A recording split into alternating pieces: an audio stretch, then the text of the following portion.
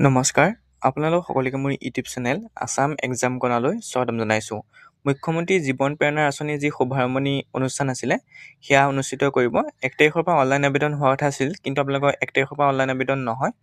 Online আবেদনৰ দিন পিছোৱা হৈছে, অৰ্থাৎ যিদিনা আপোনালোকৰ অনুষ্ঠানটো শুভাৰম্ভণি কৰা হ'ব, সেইদিনাৰ পৰা অনলাইন আবেদন কৰিব পাৰিব। ইয়াত আপোনালোকৰ যোগ্যতাৰ কথা উল্লেখ কৰিছে, কোনে এপ্লাই কৰিব পাৰিব। শেহতীয়াকৈ স্নাতক উত্তীৰ্ণ যুৱক যুৱতীলৈ অসম চৰকাৰৰ উদগনি, অৰ্থাৎ শেহতীয়াকৈ মানে যে 2025 চনত পাছ কৰা সকলৰ কাৰণে সেইটো হ'ব। আপোনালোকৰ 3 নৱেম্বৰ তাৰিখে শুভাৰম্ভণি হ'ব, গতিকে সেইদিনা আপোনালোকৰ চেণ্ট্ৰেলি এটা প্ৰগ্ৰেম অনুষ্ঠিত কৰিব, যেনেকৈ আপোনালোকৰ নিযুত মইনা পাতিছিলে, তেনেকৈ আপোনালোকৰ সেইদিনা 3 নৱেম্বৰ দিনা বিয়লি 4 বজাত দিছপুৰ লোকসেৱা ভৱনত এটা শুভাৰম্ভণি অনুষ্ঠান পাতিব, তাত চেণ্ট্ৰেল প্ৰগ্ৰেম পাতিব।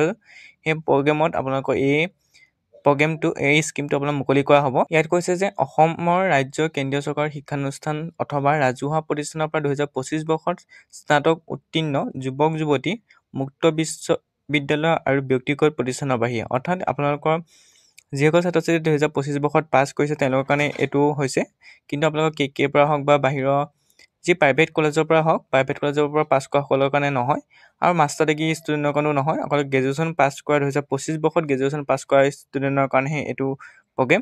গতিকে আপোনালোকৰ অনলাইন আবেদন অহা 3 তাৰিখৰ পৰা আৰম্ভ হ'ব। অনলাইন আবেদন কৰিবৰ কাৰণে আপোনালোকে হয়তো ডিটছ আসাম বা দক্ষতা নিয়োগ আৰু উদ্যমিতা বিভাগ, এইটো বিভাগত হয়তো অনলাইন আবেদন হ'ব পাৰে।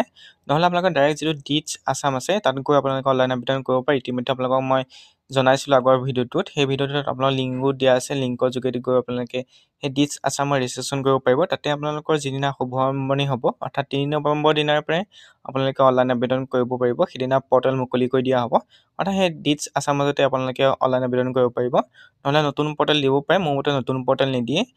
যিটো ডিটছ আসাম আছে তাতে আপোনালোকে অনলাইন আবেদন কৰিব লাগিব। সেইটোতেই সেইদিনাই আপোনালোকৰ অনলাইন আবেদন আৰম্ভ হৈ যাব। গতিকে 3 নৱেম্বৰৰ পৰা আপোনালোকে অনলাইন আবেদন কৰিব পাৰিব।